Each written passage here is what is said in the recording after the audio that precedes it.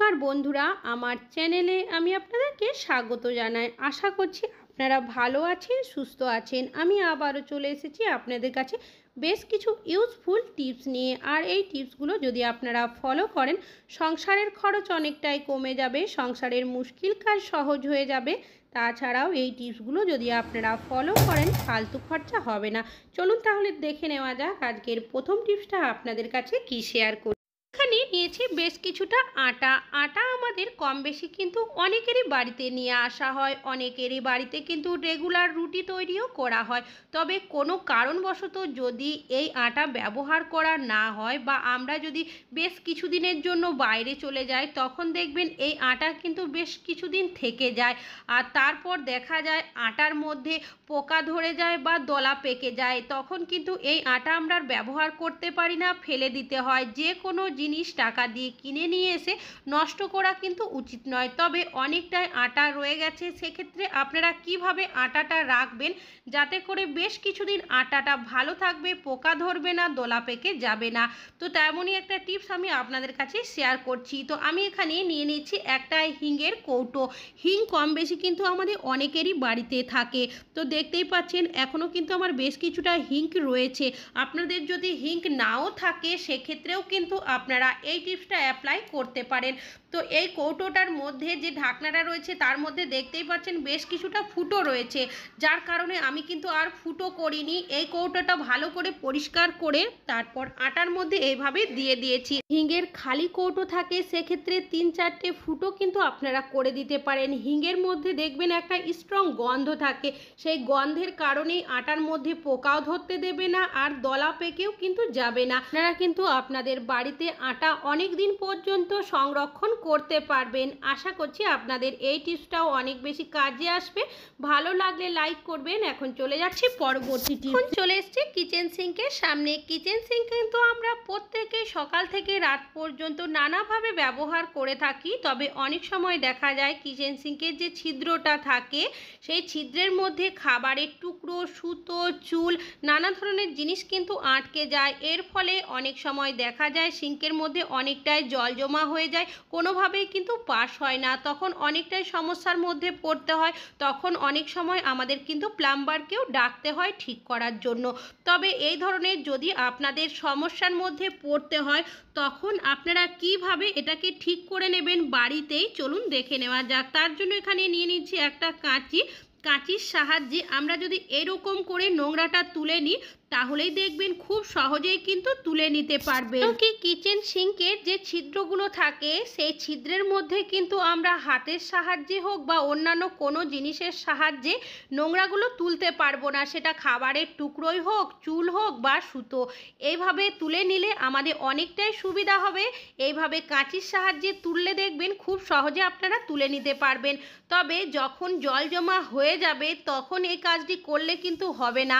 যখন আপনারা দেখবেন খাবারের টুকরো আটকে রয়েছে, অল্প করে জল জমতে শুরু করেছে, তখনই কিন্তু আপনাদের এই কাজটি করে নিতে হবে। আর যদি জল জমে যায়, সেক্ষেত্রে কিন্তু কাজটা করতে অনেকটাই অসুবিধা হবে। আর দেখতেই পাচ্ছেন বন্ধুরা কতটা নোংরা ছিল, আমি কিন্তু সবটাই এই কাঁচির সাহায্যে পরিষ্কার করে নিয়েছি। এবার আপনারা এই নোংরাটা এখান থেকে তুলে নেবেন আর তারপর আরও একবার সিঙ্কটাকে জল দিয়ে ধুয়ে দেখে নেবেন যে জলটা এখানে জমা হচ্ছে, ঠিকঠাকভাবে চলে যাচ্ছে। যদি দেখেন জলটা ঠিকঠাকভাবে পাস হয়ে যাচ্ছে, তাহলে বুঝে নিতে হবে যে এই ছিদ্রের মধ্যে আর কোনো রকমের খাবারের টুকরো, সুতো কোনো কিছুই কিন্তু আটকে নেই। আশা করছি আপনাদের এই টিপসটা অনেক বেশি কাজে আসবে। ভালো লাগলে লাইক করবেন। এখন চলে যাচ্ছি পরবর্তী টিপস। আমি এখানে নিয়েছি একটা পাত্র। আপনারা এমন একটা পাত্র নেবেন যেটা কিনা আপনারা কোনো খাবার কাজে ব্যবহার করেন না। এবার এর মধ্যে দিয়ে দিচ্ছি 1/2 চামচের মতো লবণ আর দিয়ে দিচ্ছি 1/2 চামচ বেকিং সোডা। আর নিয়েছি এখানে আমি হারপিক। এটা কিন্তু টয়লেটের হারপিক নয়, কিচেনে আমি ব্যবহার করি সেই হারপিকই আমি নিয়েছি। 1 চামচের মতো হারপিক আমি এর মধ্যে দিয়ে দিলাম। তারপর এখানে নিয়েছি একটা পুরনো কাঁটা চামচ। আপনারা যে কোনো জিনিস নিতে পারেন, তবে খাবার কাজে ব্যবহার করেন সেরকম জিনিস কিন্তু নেবেন না। আর দেখতেই পাচ্ছেন কিছুক্ষণের মধ্যেই কিন্তু এটা পুরো এইভাবে করে ফেনা হতে শুরু করেছে। এইভাবে করে কিছুক্ষণ আমি ভালো করে মিশিয়ে নিচ্ছি। আর দেখতেই পাচ্ছেন যে ফেনাটা হয়েছিল সেটা কিন্তু এখন অনেকটাই কমে এসেছে। এবার এর মধ্যে আমি দিয়ে দিচ্ছি 1 চামচের মতো জল, তারপর আবারও এইভাবে করে মিশিয়ে নিচ্ছি। এবার এটা কিন্তু একটা সলিউশন তৈরি হয়ে গেল। কোথায় কি কাজে ব্যবহার করবেন চলুন দেখে নেওয়া যাক। এর মধ্যে যেখানে আমরা গ্যাস ওভেনটা রেখে থাকি তার পিছনের সাইডে এমনকি নিচের সাইডেও দেখবেন অনেকটাই নোংরা থাকে, আমরা যতই ভালোভাবে পরিষ্কার করে নিই না কেন। কেন কি গ্যাস ওভেনের যে পিছনের দিকটা থাকে এই যে কণার সাইডে অনেকটাই কিন্তু তেল চিটে হয়ে যায়, আর এই জায়গাটা যদি মাঝে মধ্যে পরিষ্কার না করি সেটা কিন্তু অনেকটাই হয়ে যায় নোংরা, তখন পরিষ্কার করতেও অনেকটাই সমস্যার মধ্যে পড়তে হয়। তো আমি এখানে নিয়েছি একটা পুরনো মোজা, আমাদের অনেকেরই বাড়িতে কিন্তু পুরনো মোজা রয়েছে যেগুলো ব্যবহার করি না, তার মধ্যে একটা পুরনো চিরুনি এভাবে করে আমি ভরে নিয়েছি। তারপর মোজাটাকে জড়িয়ে একটা রাবার ব্যান্ড দিয়ে ভালো করে আটকে দিয়েছি যাতে করে খুলে না যায়। এটাকে কি কাজে ব্যবহার করবেন চলুন দেখে নেওয়া যাক। যে সলিউশনটা বানিয়ে রেখেছিলাম সেই সলিউশনটাই নিয়েছি, ফেনাটা অনেকটাই চলে গেছে। এবার এইভাবে করে আমি বেশ কিছুটা দিয়ে দিলাম, যেহেতু এখানে হারপিক দিয়েছি আমাদের হাত দেওয়া কিন্তু ঠিক না। তাছাড়াও এই কর্নার সাইডগুলো আমরা যেভাবে পরিষ্কার করি না কেন ভালোভাবে পরিষ্কার হয় না, যেহেতু চিরুনি আমি নিয়েছি যার কারণে দেখবেন এই কণাগুলোর মধ্যে যে নোংরা জমে রয়েছে সেটা কিন্তু খুব সহজেই পরিষ্কার হয়ে যাবে। তাছাড়াও লবণ, বেকিং সোডা, হারপিক দেওয়ার কারণে ওটা কিন্তু আরও একটা স্ট্রং সলিউশন তৈরি হয়ে যাবে। এই যে সাইডের যে নোংরাটা রয়েছে সেটাও কিন্তু পরিষ্কার করেছি, আর দেখতেই পাচ্ছেন যে কতটা নোংরা ছিল। এইভাবে করে বেশ কিছুটা সলিউশন আমি দিচ্ছি আর এইরকম করে পরিষ্কার করে নিচ্ছি। সলিউশন বানানোর একটাই কারণ, এইভাবে যদি সলিউশন বানিয়ে আমরা যে কোনো জিনিস পরিষ্কার করি, বিশেষ করে তেল চিটে নোংরা যেগুলো হয়ে যায় সেগুলো দেখবেন খুব সহজে পরিষ্কার হয় না, বারবার কিন্তু আমাদের পরিষ্কার করতে হয়, অনেকটাই ঘষা মাজা করতে হয়। এইভাবে যদি কাজটা করে নিই তাহলে কিন্তু খুব সহজ হয়ে যাবে, অনেকক্ষণ কিন্তু ঘষা মাজা করতে হবে না। আর দেখতেই পাচ্ছেন বন্ধুরা এইভাবে করেই কিন্তু আমি পরিষ্কার করে নিয়েছি। যেটা রয়েছে সেটাও কিন্তু একইভাবে আমি ঘষে পরিষ্কার করে নিচ্ছি। এইভাবে যে আপনাদের রোজ পরিষ্কার করতে হবে তা কিন্তু নয়, আপনারা 15 দিন অন্তর যদি এইভাবে করে একবার পরিষ্কার করে নেন তাহলে আপনাদের কিচেনটাও পরিষ্কার থাকবে, এমনকি জীবাণুমুক্তও কিন্তু থাকবে। আর দেখতেই পাচ্ছেন বন্ধুরা কিচেন স্ল্যাবটাও কিন্তু আমি এই একইভাবে ঘষে নিচ্ছি, তারপর একটা কাপড়ের সাহায্যে আমি খুব ভালোভাবে কিচেনটাকে পরিষ্কার করে নিচ্ছি, তারপর আপনাদেরকে দেখিয়ে দিচ্ছি। আর তাহলেই কিন্তু আপনারা দেখেই বুঝতে পারবেন যে আগে কীরকম ছিল এই জায়গাটা আর এখন কতটা পরিষ্কার হয়ে গেছে। কিচেন স্ল্যাবটাকে আমি পরিষ্কার করে নিয়েছি, এবার এই যে সাইডগুলো রয়েছে দেখতেই পাচ্ছেন সেগুলোও কিন্তু এইভাবে পরিষ্কার করে দিচ্ছি। তাহলে বন্ধুরা আশা করছি আপনাদের এই টিপসটিও অনেক বেশি কাজে আসবে। ভালো লাগলে লাইক করবেন। এখন চলে যাচ্ছি পরবর্তী টিপসে। নিয়েছি বেশ কিছুটা মৌসম্বি লেবু, কম বেশি কিন্তু আমরা অনেকেই বাড়িতে মৌসম্বি লেবু নিয়ে আসি, বিশেষ করে বাচ্চাদের খাওয়ানোর জন্য অনেকেই আমরা কিন্তু মৌসম্বি লেবু বাড়িতে নিয়ে আসি। তবে অনেকেই আমরা কি করি, মৌসম্বি লেবুর রস বের করার জন্য জুসারের ব্যবহার করি। তবে ডাইরেক্ট যদি রস বের করতে যায় দেখা যায় অনেক সময় ঠিকঠাকভাবে রসটা বেরোয় না, অনেকটাই রস কিন্তু লেবুর মধ্যে থেকে যায়। তবে আপনারা মৌসম্বি লেবুর রস কিভাবে কোনো রকমের জুসার ছাড়াই খুব সহজে বের করে নেবেন তেমনই একটা টিপস আপনাদের কাছে শেয়ার করছি। আমি একটা ছুরির সাহায্যে এইভাবে করে মৌসম্বি লেবুগুলো কেটে নিচ্ছি। তো সবগুলো লাগবে না, দুটো আমি এইভাবে কেটে নিয়েছি। এবার এই মৌসম্বি লেবুর থেকে কিভাবে আপনারা জুস বের করবেন তার জন্য এখানে নিয়ে নিয়েছি একটা পাত্র। আপনারা বড় সাইজের একটা পাত্র নিয়ে নেবেন, আর এখানে আমি নিয়েছি একটা ছোট্ট সাইজের গ্লাস। এই ধরনের গ্লাস না থাকলে সেক্ষেত্রে আপনারা কাপেরও ব্যবহার করতে পারেন। নিয়েছি আমি এই যে লেবুটা গ্লাসের ওপরে বসিয়ে এইভাবে করে ঘোরাতে থাকবেন, আর তবে অবশ্যই কিন্তু একটু চাপ দিয়ে কাজটা করতে হবে, তাহলেই দেখবেন খুব সহজেই কিন্তু মৌসম্বি লেবুর থেকে রসটা বেরোতে শুরু করবে। আর দেখতেই পাচ্ছেন বন্ধুরা এইভাবে করেই আমি কিন্তু ঘুরিয়ে নিয়েছি, আর এখন কিন্তু অনেকটাই রস বেরিয়ে গেছে। একইভাবে বাকি যে লেবুগুলো রয়েছে কাটা সেগুলোও কিন্তু আমি রস বের করে নেব। আর দেখতেই পাচ্ছেন বন্ধুরা একইভাবে কিন্তু সব লেবুর থেকেই রসটা বের করে নিয়েছি। নিয়েছি আর কতটা রস কিন্তু বেরিয়ে গেছে। তবে এইভাবে যদি আমরা বাচ্চাদের রসটা দিই খেতে, তাহলে কিন্তু যে বিচিগুলো রয়েছে বা দানাগুলো রয়েছে সেগুলো গলায় লেগে যেতে পারে। তো আপনারা কি করবেন, একটা গ্লাসের মধ্যে চায়ের ছাঁকনি রেখে এইভাবে করে রসটাকে যদি ছেঁকে নেন, তাহলে দেখবেন এই রসের মধ্যে কোনো দানা বা কোনো কিছুই কিন্তু থাকবে না। আর এইভাবে আমি ছেঁকে নিয়েছি।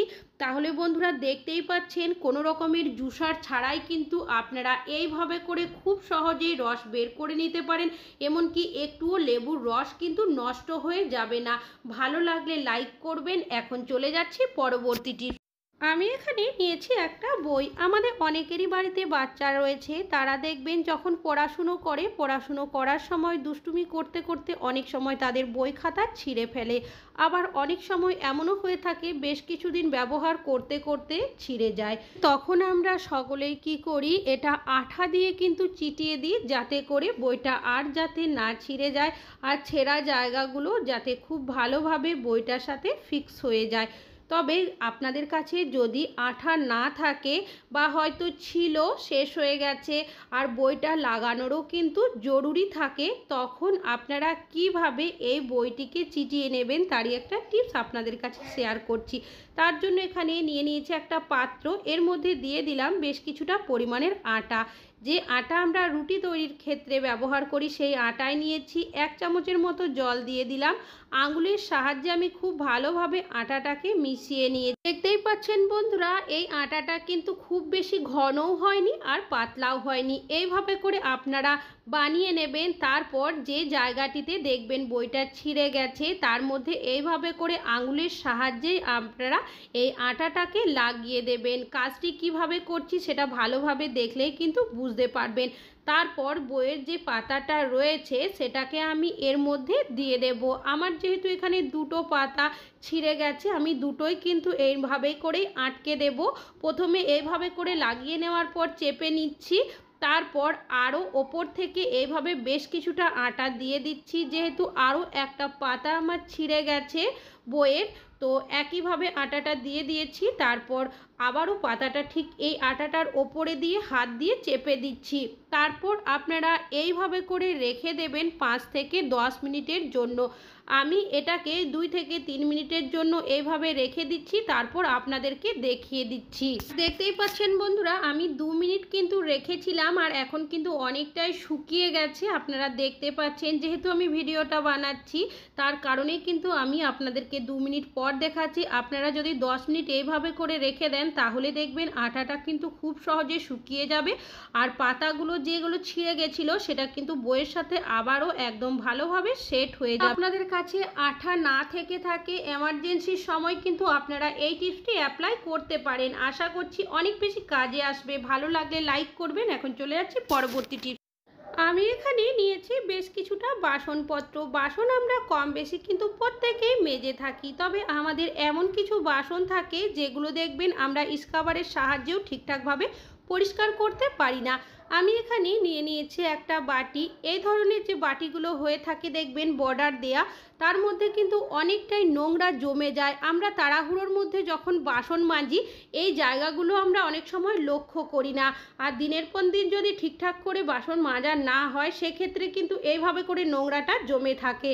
তখন আপনারা একটা সেফটি পিনের সাহায্যে এরকম করে যদি ঘষে নেন তাহলেই দেখবেন এই বর্ডারের মতো জায়গার মধ্যে যে নোংরাটা জমে থাকে সেটা কিন্তু খুব সহজেই উঠে যাবে। শুধু যে এইভাবে করে আপনারা বাটির মধ্যে নোংরা তুলতে পারবেন তা কিন্তু নয়, বর্ডার দেওয়া থালা, প্লেট, গ্লাস যে বাসনই হোক না কেন খুব সহজেই নোংরাগুলো কিন্তু আপনারা পরিষ্কার করে নিতে পারবেন। আর দেখতেই পাচ্ছেন বন্ধুরা কতটা নোংরা জমে ছিল, আমি দেখিয়েও দিচ্ছি। এইভাবে করে সেফটি পিনের সাহায্যে কিন্তু খুব ভালোভাবে আপনারা পরিষ্কার করে নিতে পারেন। তাছাড়াও আমাদের অনেকেরই বাড়িতে দেখবেন চায়ের ছাঁকনি থাকে এই ধরনের, আর এই চায়ের ছাঁকনির যে সাইডের জায়গাগুলো থাকে এইগুলোতে দেখবেন অনেকটাই নোংরা জমে থাকে, আর এই নোংরা কিন্তু আমরা স্ক্রাবারের সাহায্যে পরিষ্কার করতে পারি না। সেফটি পিনের সাহায্যে যদি আমরা এই রকম করে ঘষে নিই তাহলেই দেখবেন খুব সহজেই কিন্তু আপনারা পরিষ্কার করে নিতে পারবেন। এইভাবে করে আমি কিছুক্ষণ ঘষে নিচ্ছি। কি এই জায়গাগুলোর মধ্যে আমরা কিন্তু স্ক্রাবার দিয়ে খুব ভালোভাবে পরিষ্কার করতে পারি না, যার কারণে এখানে আমি সেফটি পিনের ব্যবহার করেছি। তবে এইভাবে করে আমরা কিন্তু আমাদের যে টিফিন বক্সগুলো হয়ে থাকে, টিফিন বক্সের মধ্যে যে ডিজাইনগুলো থাকে সেগুলোতেও দেখবেন অনেকটাই নোংরা জমে থাকে, আর এটাও কিন্তু খুব সহজে পরিষ্কার হয় না। তো এইভাবে যদি আমরা সেফটি পিনের সাহায্যে একটু ঘষে নিই, টিফিন বক্সগুলোও কিন্তু দেখবেন খুব সহজে পরিষ্কার। আমি স্ক্রাবারের সাহায্যে একটু ভিম বার সাবান দিয়ে বাসনগুলো পরিষ্কার করে নেওয়ার পর জল দিয়ে ধুয়ে নিচ্ছি, তারপর আমি আপনাদেরকে দেখিয়ে দিচ্ছি। তাহলে কিন্তু আপনারা নিজেরাই দেখেই বুঝতে পারবেন যে আগে কীরকম নোংরা জমে ছিল আর এখন কতটা পরিষ্কার হয়ে গেছে। আর দেখতেই পাচ্ছেন বন্ধুরা, সব বাসনগুলো জল দিয়ে ধুয়েও দিয়েছি। আর এই যে বাটিটার মধ্যে যে বোর্ডারের জায়গায় নোংরাটা ছিল সেটা কিন্তু আর এখন নেই, দেখতেই পাচ্ছেন। চায়ের ছাকনাটাও কিন্তু আমি দেখিয়ে দিচ্ছি যে কতটা নোংরা জমেছিল সাইডগুলোতে, সেটাও চলে গেছে। আর এই যে বন্ধুরা, টিফিনের যে বক্সটা রয়েছে সেটাও দেখতে পাচ্ছেন যে ডিজাইনটার মধ্যে নোংরা ছিল, সেটাও পরিষ্কার হয়ে গেছে। আশা করছি এই টিপসটা আপনাদের অনেক বেশি কাজে আসবে। ভালো লাগলে লাইক করবেন। আজকে এখানেই শেষ করছি, আবার চলে আসবো আরও নতুন নতুন টিপসের ভিডিও নিয়ে। ততক্ষণের জন্য ভালো থাকবেন, সুস্থ থাকবেন।